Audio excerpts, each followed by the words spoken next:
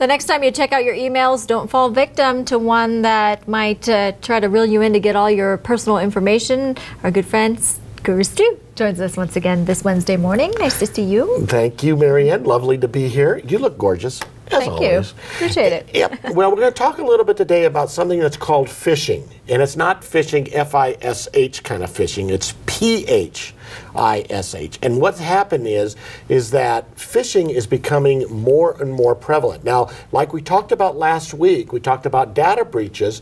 What that means is that now they've got your information and exactly what to target you to get you to give them your personal information, more than what they got already.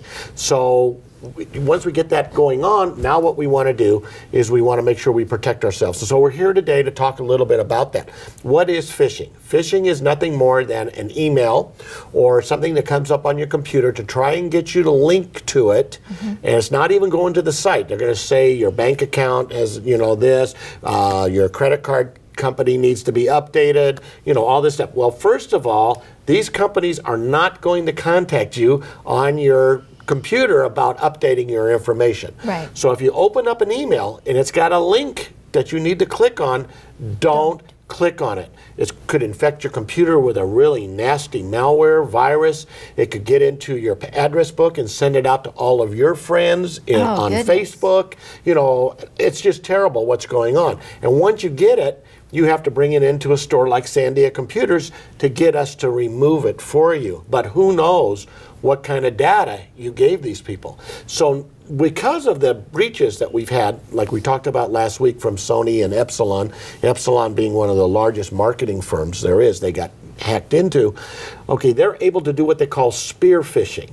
Spear phishing is even more exact. They're going to actually say in the message, Marianne, click here. We've got a special on those shoes you were looking at. Now, are we seeing that the older population are being targeted at all, or is not it just really anybody? It's anyone. anybody, you know, and it doesn't make any difference. If you're using the web, if you're using email, if you're using a smartphone, you're a target. Right. Okay. Because when you get an email that's, hey, Stu, you know, you're like, oh, hey, you know, you're more than likely to want to, hey, they know my name.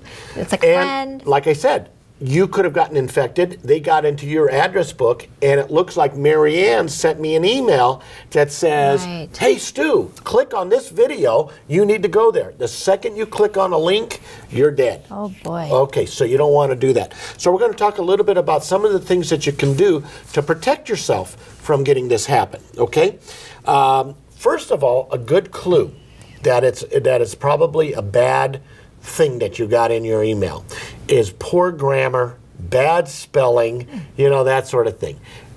Your bank is not going to send you something that says your bank account with only one C, you know, needs to be updated, right? With only, you know, it's spelled wrong. You know, that's a good clue. You don't want to get involved, you know, going into that. Definitely delete that email. Or if they spell your name wrong. Yeah.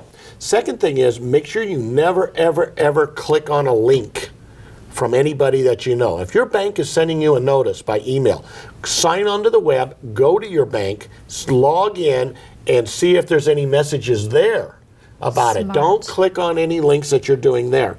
And finally, the one thing that you want to do is make sure that if you slide your mouse over that link address that's on there, it may actually say go to PayPal or go to eBay to update your information. When you slide it up there, that link may say Romania. Oh, no. Okay, and some website that's not eBay. So you don't want to be involved with that either. So there's some tips on how to avoid that from happening. Biggest thing I can tell you, make sure you have your virus protection and everything up to date. Come by and see us if you don't. And also make sure you don't click on any links or even emails from your friends that have links in them. They could be a virus or something that could steal your identity. Oh gosh, your identity stolen, and then you're out of it's just a mess, isn't it? It's a mess. Then you have to go into Sandia Computers and get it taken care of, and then you're all money. Let's not even go there, right? Yep. All right, so be aware, and if you want to talk to Stu about more tips, yes, just give them a phone call at Sandia Computers. We'll see you next week, Stu. Thank you very much, Marianne. Their phone number there is 332-7777. Stop by at 3625 Wyoming Boulevard Northeast, and make sure you listen for Guru Stu Saturday morning beginning at 9 a.m. 1550 Kiva.